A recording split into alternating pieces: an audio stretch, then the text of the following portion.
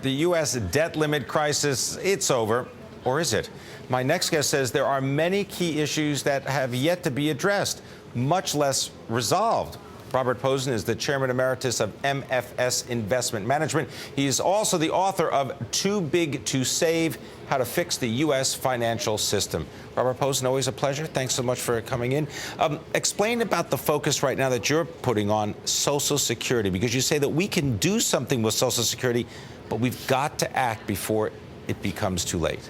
We need at least $1.2 trillion more in spending cuts over the next 6 months. And we probably need something like 3 or 4 trillion over the next decade to get us in the position where our debt load is growing a little less slowly than the economy.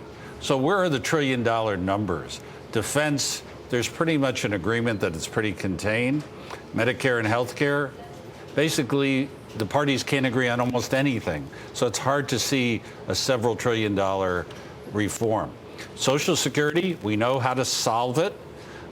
It's got a present value, the unfunded liability of $4.8 trillion today. We know how to address that.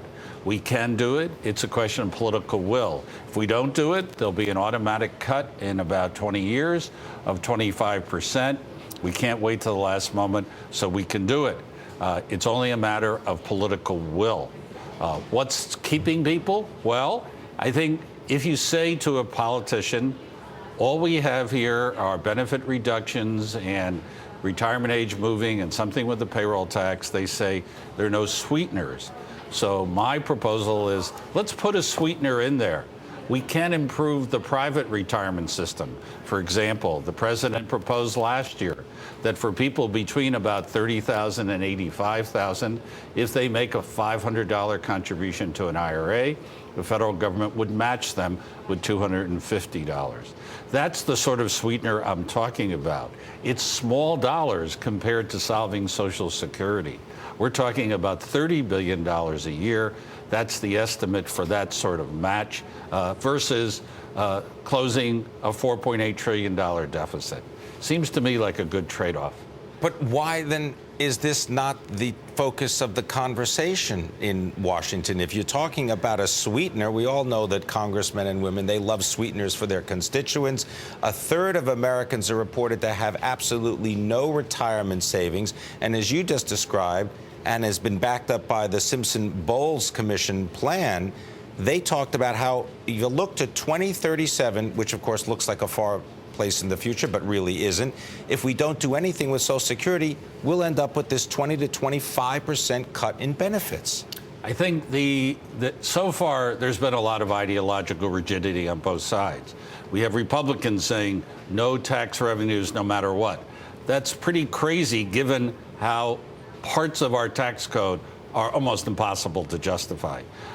If we have $60 billion over the next 10 years for ethanol, I mean, whether it's in the tax code or whether it's appropriation, it's effectively the same thing, and it's almost impossible to justify. We have mortgage interest deductions. That's okay on your main home, but what about your second home? What about home equity loans? So we have that rigidity. We need to get more flexible. Republicans need to understand, yeah, you don't have to raise rate, but there are lots of distortions in the tax code that you can address. And similarly, on the Democratic side, we can't just say, no Social Security change, no change in the benefit schedule. I was very pleased to see that ARP, for the first time, said we can have some sort of benefit change if it makes Social Security solvent. Let's get the whole package there. So hopefully people will get off their ideological high horse and start to get pragmatic, because we got $1 trillion or $2 trillion or $3 trillion to solve in the next few years. That's not small potatoes. We got to look at some big numbers, and there are only a few big numbers out there. You're being very diplomatic with that high horse. I thought you were going to go somewhere else. but even with AARP in coming out and saying yes, they would look at changes to Social Security if it meant that the system would be sustainable, you can't even really get them to coalesce around a specific idea. And indeed, it's been difficult to get them on, let's say, on the program to talk in detail about what would they really be willing to accept. In fairness to ARP, they've made a big concession here that they're willing to do this. They don't want to bargain with themselves. They don't want to put out something and then be nickel and dimed. And so they're looking for the president and congressional leadership to get together and come up with a package, and then they'll comment on it. We know what this package looks like. We can make Social Security more progressive. We know that higher earners, middle earners, most of them have IRAs and 401ks. That's a tax subsidy of over $100 billion a year. We can grow their earnings, grow their benefits right, a little more slowly. They can still grow with the CPI, and we can cut about 2/3 of that $4.8 trillion.